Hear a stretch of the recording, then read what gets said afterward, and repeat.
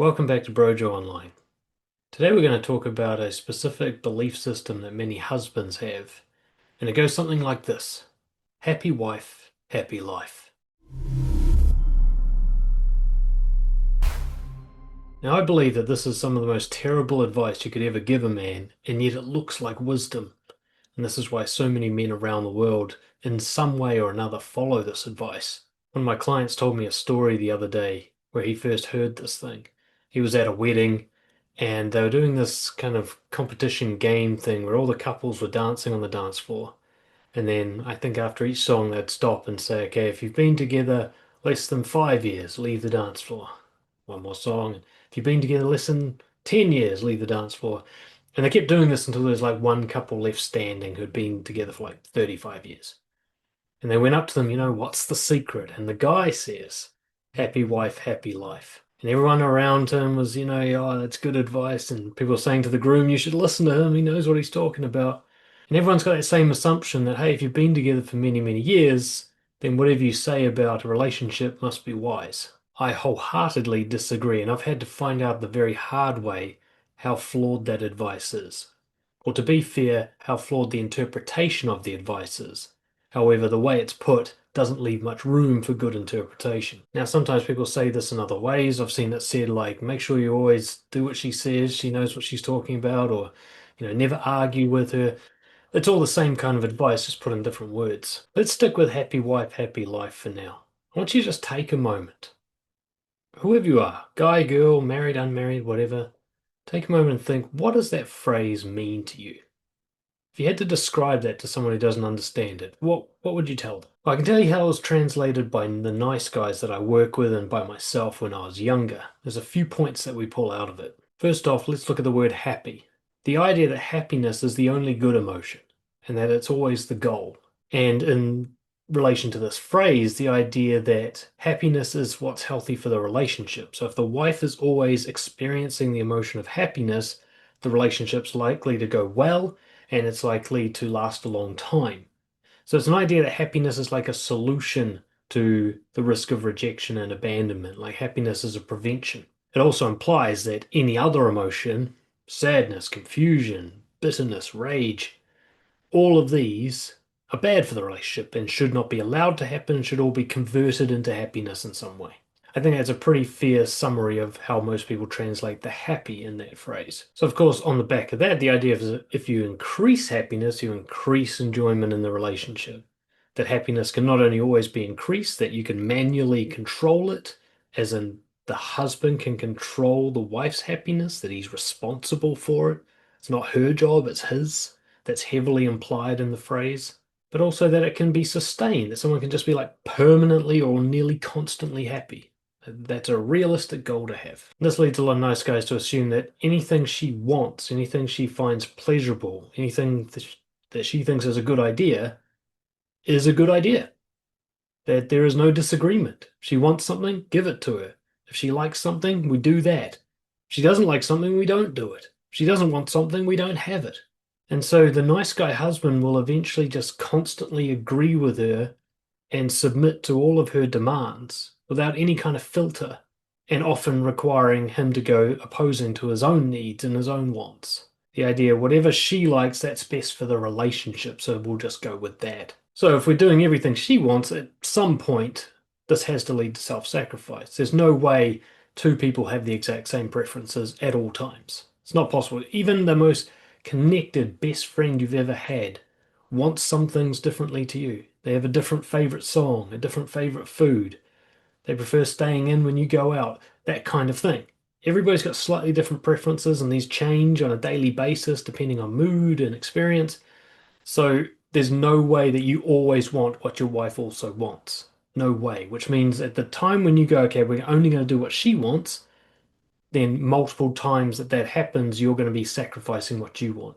And knowing the guys as I do, you're going to be doing so with silent suffering. You're going to pretend to agree, or at least sort of play neutral. You're not going to make it clear that you had a different preference. In fact, you'll actually numb yourself to your own preferences so that you actually feel like you agree all the time because you don't have any standards of your own or any needs or wants of your own. So the phrase is not happy husband, happy life. Nobody ever says that. It's always about the wife, isn't it? So this idea, if I sacrifice myself, that makes her happy. So in order for her to be happy, I have to suffer. And that's a formula that the nice guy comes to where he constantly looks for a way to suffer because he thinks that makes her happy. He actually starts to fixate on suffering itself. If he starts to enjoy something, if he thinks something is a good idea and he wants to do it, he immediately feels a sense of guilt, even if she hasn't complained, even if she actually agrees with it, until she's sure that she actually gets some sort of major value or pleasure out of it, he'll feel guilty for even wanting things because he feels like he must be suffering all the time for things to be going well. As the author Ryan Stone put it, he wants to be the sacrificial plow horse. He wants to feel that burden on his back all the time because that gives him a sense of security that he's being a good husband. It also means that the husband's well-being is dependent on the mood. This is the happy life part of the phrase. So if she's happy, I'm happy is the assumption. It's not actually how it plays out in practice, of course. But what it really means is if she's happy, it's a relief to me because it means my work is done for now, at least. My well-being, my sense of self, my confidence, my validation, my sense if I'm a good guy or not is measured by her happiness. So when she's happy, I get to tick all the boxes. I feel like I'm in the green. And when she's not, I'm a failure. I'm a bad husband. My life sucks. So it's this idea that like how I feel about myself and my life is chained to her mood. And she gets to control how I feel by just shifting her mood. There's an assumption that the wife will appreciate all this caretaking, that you constantly manipulating her into happiness so that you get relief is something that she'll be grateful for, that she'll enjoy. Looks like that on paper. You think, who wouldn't want to be happy all the time? Who wouldn't want to get everything they want? We don't think of, well, what happens to people who get everything they want? We have a word for that, spoiled. And then lastly, this assumption, happy wife, happy life, like long term, this idea of longevity is a sign of success. That if people are together for a long time, things must be going well. I think this is one of the main reasons that nice guys feel like they've been hit by a truck when their wife hands them divorce papers after 10 years, because every year that goes by makes them feel more secure in the relationship. They don't actually measure the health of the relationship, they just measure longevity. They assume, hey, the longer she's with me, the more likely she is to stay with me. They don't understand the long-term poisonous buildup of resentment that's happening in the background, or they choose to ignore it. So a lot of guys are thinking like, hey, if I'm treating her well, self-sacrificing so that she always feels happy, never getting my own needs met, being that plow horse, and quite a few years have gone by with no complaints from her, I'm on track. It seems logical, but the divorce rate begs otherwise. I used to believe all this. I used to think that if you didn't have any arguments with your partner, that you're doing well. And that partner who says, oh my God, my boyfriend's the best. He never does anything wrong. He does everything right.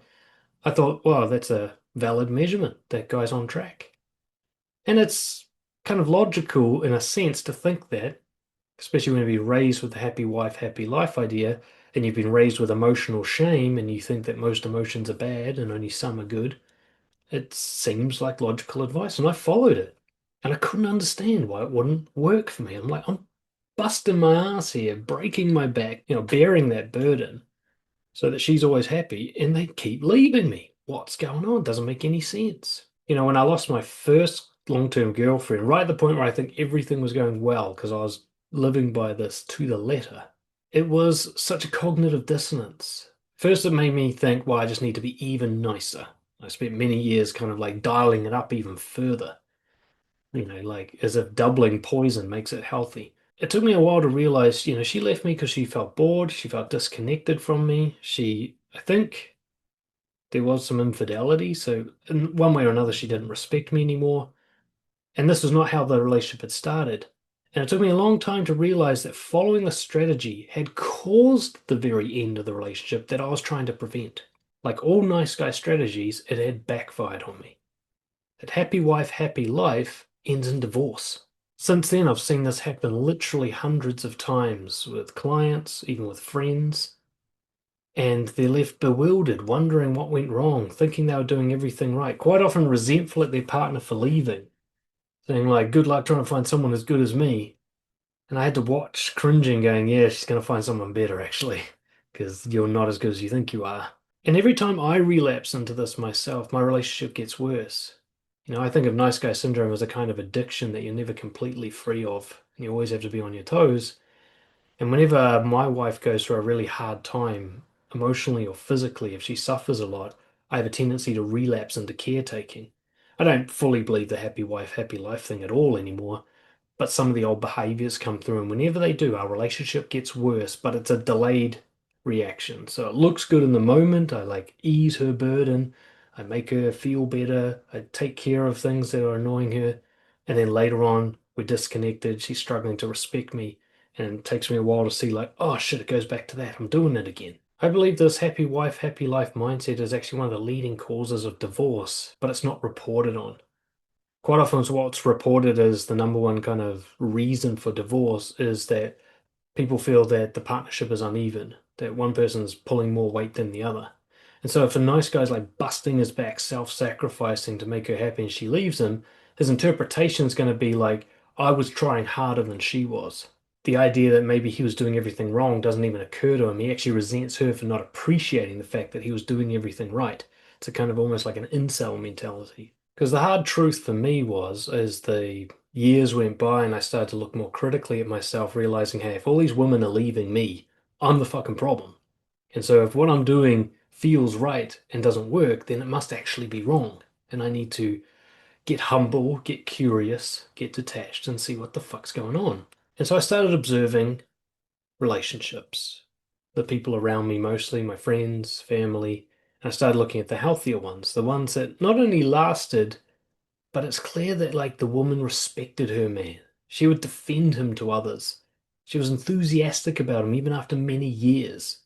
She wouldn't bitch about him behind his back or do things that made him look like, he wasn't wearing the pants in a relationship. Those kind of things where you're watching someone just cringing as, he takes a beating from his wife mentally or emotionally. I was looking at the people where that never happened. And the guy was vibrant and he's happy with his life, generally speaking, and he, was living some sort of mission. He was doing his thing. He made decisions, and his family seemed to support him rather than him like carrying them on his back. And I looked at this, and these guys did not behave the way I did at all. It didn't mean that they were unkind. They were very kind and compassionate, but in a different way. And they had all these qualities that I didn't bring to relationships, and they're doing all these things that I thought you're not supposed to do in relationships, that I would have called wrong, things that I was proud of not doing, despite the fact that my relationships weren't working. And so I started to look at them and go, okay, I need to look at them objectively. I need to put aside sense of right and wrong because it's obviously miswired in my head. It's not working. I need to ask, what are they doing that works? And I'm going to talk about that today, but generally speaking, it's very different to the happy wife, happy life strategy. So all those points I made before, all those interpretations of that phrase, are toxicity disguised as health. And we're going to pick them apart one at a time to show you the logical flaws, the fallacies that I also fell for and still occasionally relapse into. Then we're going to look at an alternative way of interpreting what a healthy relationship is and how to behave differently according to that interpretation. I want to put it out there that there's a lot of hypocrisy going on here. Like, I know the right way to do things, but I still relapse. I'm not perfect. I'm not pretending to. But I do know what works because I've seen it work, I've measured it, and when I stick with it, things go well, right? So I know the formula. I'm just not always totally 100% on board with it. So let's pull apart some of the logical problems.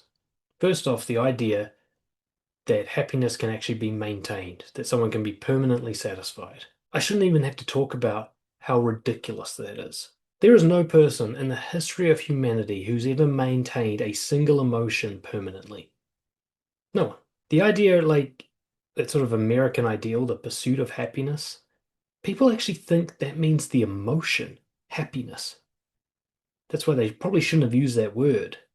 Now, the pursuit of meaningfulness, perhaps, or the pursuit of endeavors that challenge you and give you a sense of purpose, sure, even that can't be maintained permanently.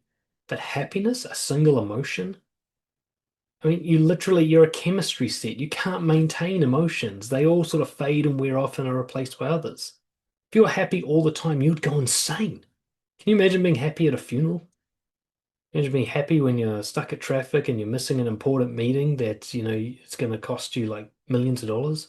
It doesn't even make sense to be happy in those situations. It would actually be counterproductive.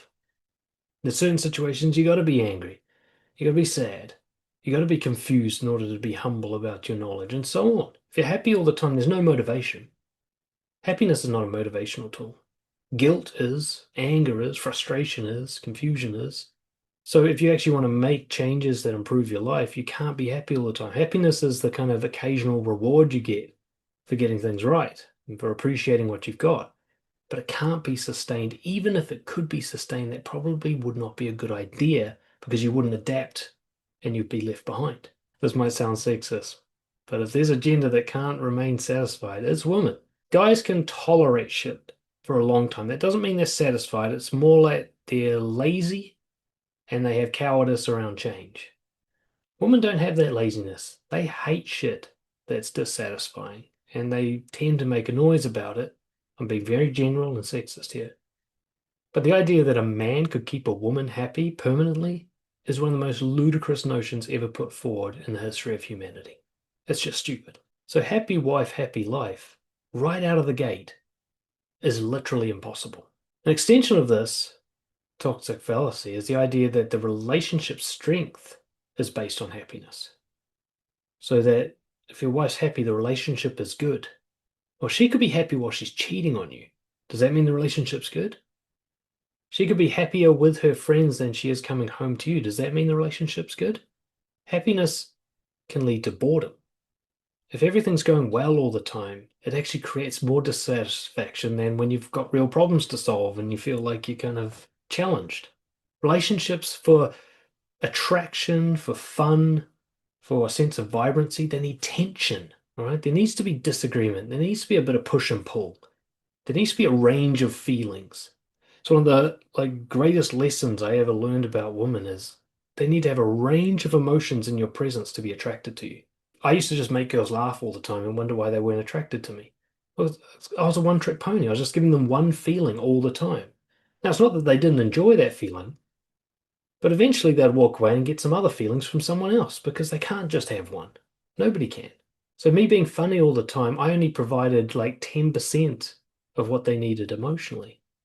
I wasn't challenging or interesting or aggravating or any of the other things they need to actually sense a connection with somebody, right? To be affected by somebody. And you know it yourself. If you've been spending a long time making someone else happy, you've lost your own. You're not vibrant anymore. You're not alive anymore. You're empty. You're a shell. You know this feeling. How could that possibly be healthy? How could half of the relationship be an empty shell and think that that's going to go well in the future? Only the most unhealthy women appreciate being spoiled. It is impossible to be constantly grateful for always getting things your way. It's not possible to maintain a sense of gratitude. Human beings always reset the baseline. The more you give them, the more they want. This isn't gender specific. All people are like this. The person that was complaining about earning 10 grand last year is going to be complaining about earning 100 grand this year because the baseline just keeps resetting. Only people who regularly have crisis and difficult problems to solve are able to maintain any sense of gratitude because they're constantly reminded of how shit things can be. When you're not reminded, you reset what shit means to you. So what used to be bad, that's now like lifts up. So now a thing that you used to appreciate is now bad. A thing you used to think was good is now a failure because the baseline keeps moving. So if you keep giving, giving, giving, all you're doing is raising their baseline, and at some point it's going to get to a level that you can't match, probably quicker than you could imagine. And then you're just going to annoy them, and they're going to feel like you don't deliver because you set the expectations too high. It also makes you decentralized. There's no core to you. You're too flexible, too available. There's nothing for them to grab onto and go, that's where my man is. So he's anywhere I want him to be. Who is that? It's nothing. It's no one. It's a ghost, wind. There's nothing to cling to there. You can't be trusted if you don't have a spine. If you say yes to everything, she doesn't know what you actually want. She knows that some of it must be a lie. She knows that you're sacrificing yourself. She's smart enough to know that nobody agrees to everything all the time, that you couldn't possibly have all the same preferences as her. And yes, she might still let you do it, but she's resenting you as well. The main thing is when you say yes all the time, it's impossible to respect you. And that is terrible for a relationship. Self-sacrifice is really a covert contract. You're not really making a sacrifice, you're issuing a loan with interest. So when somebody sacrifices and bears that burden on their back, they're actually waiting for a payback in the long run. See, happy wife, happy life really means like, if I sacrifice, you have to be happy. You owe me, right? I've done my half, now you owe me your half. Now, I'm not going to say that out loud. It's going to be a covert contract.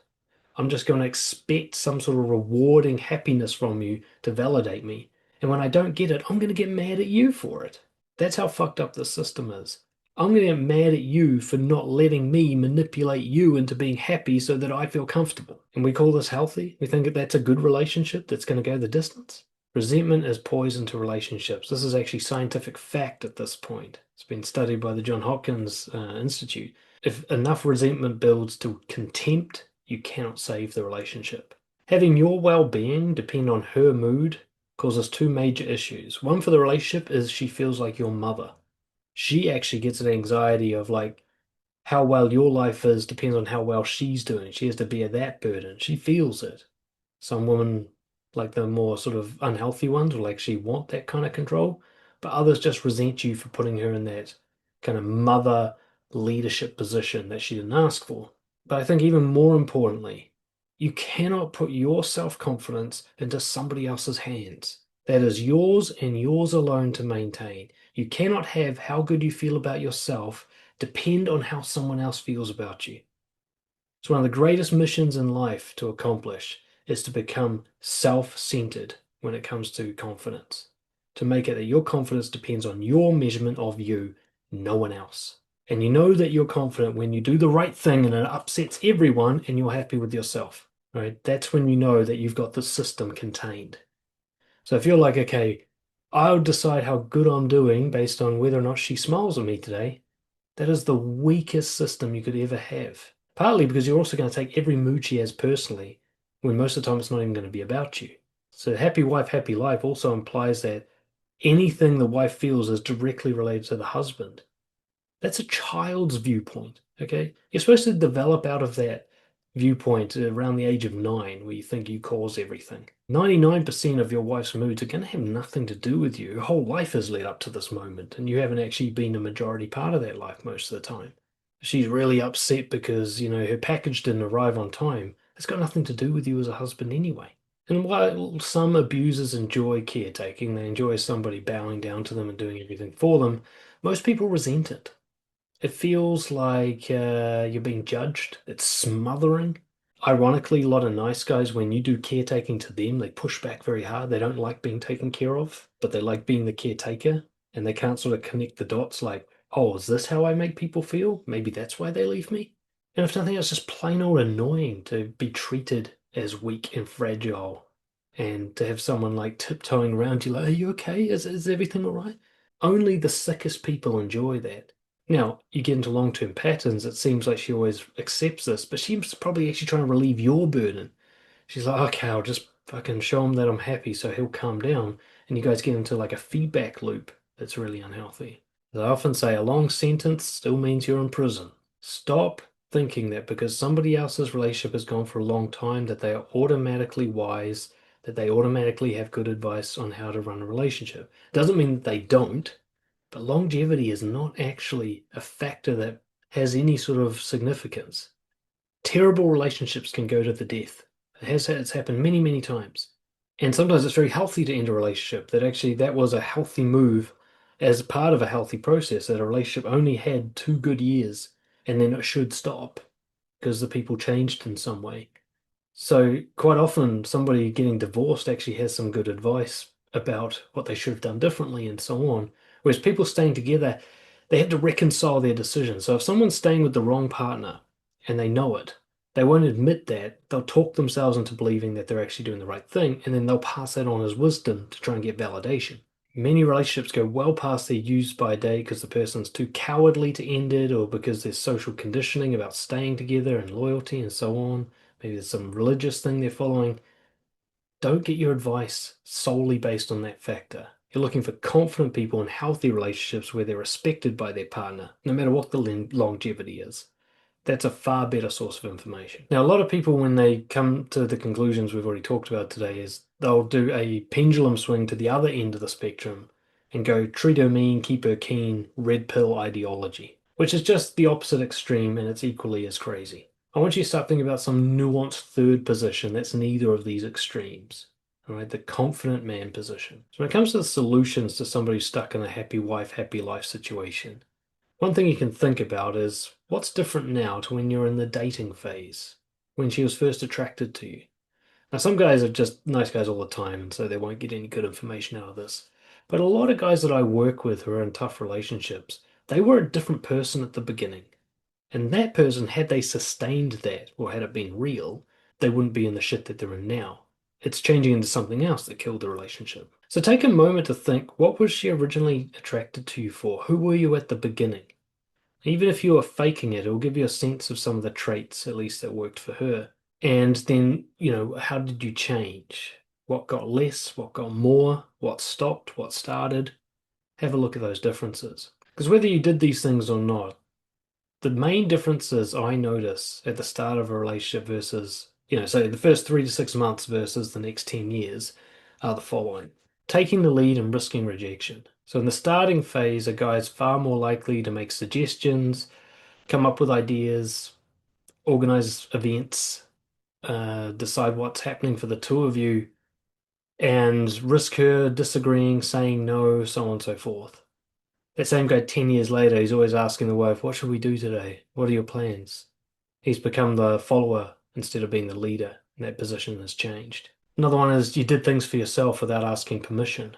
It's quite natural at the start of the dating phase that you already had your own life going, and they're slowly sort of integrating with that life. So you had your martial arts class, and you had your Sunday golf with your mates, and you had, your Saturday night dinner with the family, and you kept up those things, and the dating had to work around that. And then as, she got more embedded in your life, you started swapping out those things for her preferences. Which, if you notice carefully, especially with a healthy woman, she didn't actually ask you to do it. She just didn't say no when you did do it. She might have even pushed back, but you insisted on self-sacrifice. You insisted on being that plow horse. But that's always a big thing I see a difference is the guy's hobbies and friends and everything start to fade off as he starts trading them out, the deeper the relationship goes. But she was actually attracted to him at the start when he had all this interesting shit going on in his life. She had to work around it. She didn't just get him non-stop, totally available all the time. Challenging her on bad behavior. The boundary setting at the beginning is usually 10 times the boundary setting later on. Now, of course, many guys don't do any boundary setting. They just kind of put up with things early on. But some guys, they do sort of step up at the start. I was talking to a guy the other day who's basically lost his wife at this point. But in that start of the relationship, she did something. He said, hey, if you keep behaving like that, you'll lose me. And she said, oh, okay, I won't do it again. And now she treats him like shit all the time and he doesn't make a sound. And that kind of thing is, we think, oh, happy wife, happy life means never push back, never upset her, never make her feel guilty about what she's done. My preferences don't matter. I'm being too sensitive, so on and so forth. And yet, actually, at the start, that was one of the reasons she was attracted to you. Like, oh, got me a real man. It might sound a bit like daddy issues, but some women like being told off, not in some sort of kink way, but like a guy standing up to her gives her faith that maybe the guy's got some sternum, that the guy's got a spine, that maybe he's protective, that maybe he can be trusted. Maybe if he says he likes something, he means it, because if he doesn't like something, he'll say that. This includes disagreeing with her, disagreeing when you think she's wrong.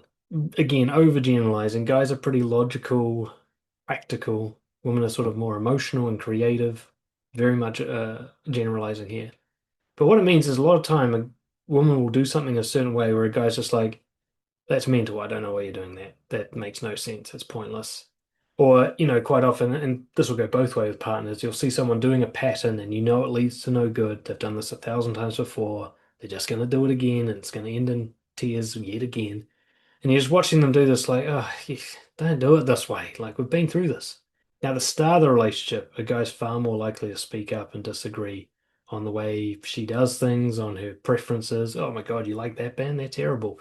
All these kinds of things, often quite a playful manner. He's especially at that stage where you're willing to lose them or you're not so caring if they like you or not. And then later on, it's just like every idea she has is awesome. Everything she wants makes sense. Let her walk off the edge of a cliff if she thinks that's a good idea. Maybe you prioritized your well-being before helping others. Yeah, generally at the dating phase, somebody's already coming from like a singledom life. They're kind of self-centered, not selfish, but they certainly got their shit together. They're working on their own thing. And so before you'd offer someone else a hand or like consider what somebody else needs, you'd make sure you've got all your things sorted first.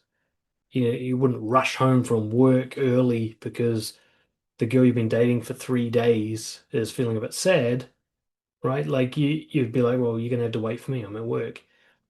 And so a lot of those kind of early boundaries start to fall apart as the relationship goes on. The guy just starts deprioritizing his well-being and prioritizing hers. Again, it looks very noble. I had a big relapse when my daughter was born and my wife went through lots of serious health issues. They both did actually. And so everything that was good for me to do for myself just got benched completely. Now, there was, to a degree, some sense in that. Like, they were both doing very badly. And so I was like, this lines up with my values to do this. But as the months and then years went on, it no longer made that much sense to keep sacrificing myself. And yet I kept doing it. When I first met my wife, it was like, well, you can fit around what I got on. Like, I got a very busy life. If I'm dancing on Wednesday, then either come dancing or wait for me to see you on Thursday. Like, I've got my shit together. I'm not moving anything in particular. And she actually preferred that to me just like shelving everything about my life so that she gets me 24/7. Maybe you assumed that she could solve her own problems. You realize, she's a fully grown adult, that she's lived her whole life without you up to this point and somehow survived. And that maybe you coming in isn't some necessary insertion of a problem solver, that maybe she can do it. So, in the dating phase, she's like, oh my God, my best friend's being such a bitch. You're like, yeah, yeah, sucks to be you. You just let her figure it out for herself. 10 years later, you're like, well, here's what you need to do. You got to tell her this and tell her that and blah, blah, blah. And you're trying to solve all her problems for her. You let her have feelings at the start. You let her be mad or sad or whatever the fuck she was. And you didn't take it personally. Maybe not as much anyway. If she's mad at you, you'll be like, all right, I guess I'll see you the next day then. When you're married and she's mad at you, you're like, oh, I got to live with this. I better fix it. Right? So allowing her to just have emotions, to have tension with you. Her being mad at you might look bad right now, but later on, it's going to be part of her sexual attraction for you. And it doesn't mean you just treat her like shit. If she's mad at you because you've done something wrong by your own standards, obviously you fix it.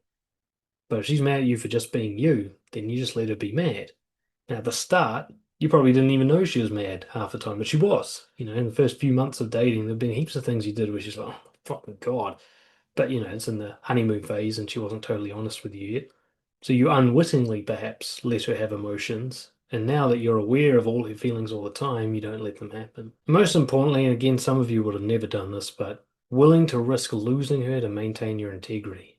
A lot of guys in the dating phase, especially if they're like doing all right with women in general, they're willing to lose this one or that one if it means compromising themselves. Well, there'll be another one later. Now, some guys who are desperate with women never maintain their integrity, but a big change I see, especially with confident guys who end up being like squeaky little mice by the end of their relationship, is at the start they're like, okay, I have a certain set of principles I live by. If you're not on board with that, there's the door.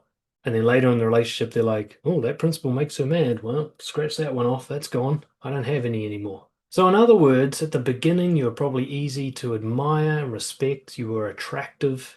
And now all of these things have come to an end because you've been trying to keep her happy.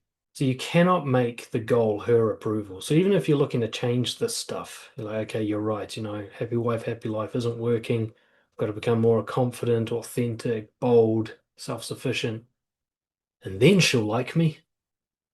It's just another manipulation. You have to let go of the goal of making her happy. Like really let it go. And understand, not only is it not your job for her to enjoy her life, she doesn't need to be happy with you all the time for your relationship to be good. In fact, the opposite is true. She needs a range of emotions that she processes through herself to develop a rich, meaningful connection with you. If you're going to make these changes, you have to do them for your confidence and your quality of life, not to try and make the relationship work. If this relationship is right for you, then she will respond positively to you making these changes. If she responds negatively to you making these changes, then either the relationship's too damaged to fix, or you're just not right for each other. I'm going to give you some principles to follow that are different to happy wife, happy life. And then, if you're watching this somewhere where you can comment, chuck your ideas down below. I want to hear from anyone who's in a strong, healthy relationship where they're definitely respected by their partner. What are some of the principles they follow when they're not following happy wife, happy life? So here's some. Never say yes if you feel unsure or no. A lot of nice guys just are agreeable. They're sort of like easygoing. They pretend to themselves that they're cool with everything. Unless you're excited about something, start with no. It doesn't mean you have to always get your way. You don't have to have everything my way or the highway. It's not like the dictator type that they recommend in Red Pill. Just more like you're not going to pretend to be easygoing. Another principle, she's allowed to be mad at you for as long as she wants. Her anger is her situation, not yours. If you're okay with what you did and she's angry about it, don't change. You're okay with it. Now, if you're not okay with it, do change, but not to stop her from being angry. Change it because you're upset with your behavior, right? The only changes you should make to your behavior are when they breach your principles. Do not change who you are to make her happy. It looks like it works in the short term. It's devastatingly unhealthy in the long term. She might look like she wants you to do this, but I promise you she actually doesn't. You also got to allow her to react rather than like anticipating and deflecting. Nice guys die 1,000 deaths in their mind that wouldn't actually happen in real life. They think, oh, this will make her mad and this will upset her and she'll hate me if I do this. And they don't even test it to see what happens. And they don't get to see the evidence actually. She appreciates you being assertive and she admires you when you go and take care of yourself, even though she wants more help with the housework and so on. At the very least, make sure you get a reaction before you respond to it. Okay, don't respond to imagined reactions with preventative behavior. Calmly push back on bad behavior from her. Open up your mind to the idea that you're not the only one in the relationship who can do things wrong. You're not the only one who can treat someone badly. That there's a very good chance that you've allowed her to do things that make you resent her. This doesn't make her a bad person. It makes her uninformed. If you're upset with her behavior and you didn't tell her, you cannot hold her to account for that behavior. You cannot assume that she should just know that that's bad. You can't start calling her a narcissist or abusive. You haven't even given her a chance. So don't tolerate disrespect, but don't ask for respect either. If you had to ask for respect, it's very hard to respect you. Just demand it. If somebody behaves badly, you do not tolerate that behavior. Maybe it means you end the conversation or leave the room or withdraw some sort of privilege. Maybe it means that you make an uncomfortable conversation happen because you're not going to allow this to go unsaid. Whatever it is, she should always feel like she's hit an electric fence every time that she disrespects you, right? There should be a buzz like, "Ooh, that's not nice." Doesn't have to be a punishment, just not false agreement or silent treatment or, you know, suffering behind a smile. Like, make sure it's known that you didn't like something. If she calls you too sensitive, say, well, so I'm too sensitive then, learn to work around it. Be honest at all times. This will be the tip of the spearhead. If you can just be honest at all times, it destroys the happy wife, happy life thing. Because to keep a woman happy permanently, you have to lie to her. Nobody's happy with the truth all the time. You give the truth all the time, eventually you're going to cause a range of emotions. So if you just fixate on being honest all the time, the rest will follow. Remember, you don't have to win every debate or battle. Being honest doesn't mean getting your way. You might even agree to do things you don't like. That's actually okay, so long as it's very much made aware that you don't like it. That you have overt contracts. You say, all right, I'll go to your mother's for 3 hours, but then we get to watch sports when I get home. That's fair, right? Like, make sure that you're being respected. Make sure that, like, okay, I will make some sacrifices for you for this relationship, but there must be compensation so that no resentment builds. That's a perfectly reasonable way to negotiate. What ideas do you have? When you hear all of this, think of what the things you've done and what you could do differently. When you think of healthy relationships that don't follow the happy wife, happy life mentality, what do they do differently? Put your ideas below in the comments. Let's help each other out here with as many ideas as possible. And I want to hear from the woman. Those of you who are able to overlook that, like, pleasure you get from being, constantly bowed down to. The ones who actually want a real man and what it is that makes you respect a man. Put that down in the comments. I really want to hear from women about like the things that they know they have a bad initial reaction to, like they react with anger or disappointment. But secretly deep down they know it's the right thing. Like they're glad it happened in the long run. They know that the man should behave that way. What kind of things, come to mind when I say that? Share your thoughts below. Thank you so much for listening. This is an ongoing piece of work for me. I'm going to keep developing my knowledge on this, and we'll see where it goes. Cheers.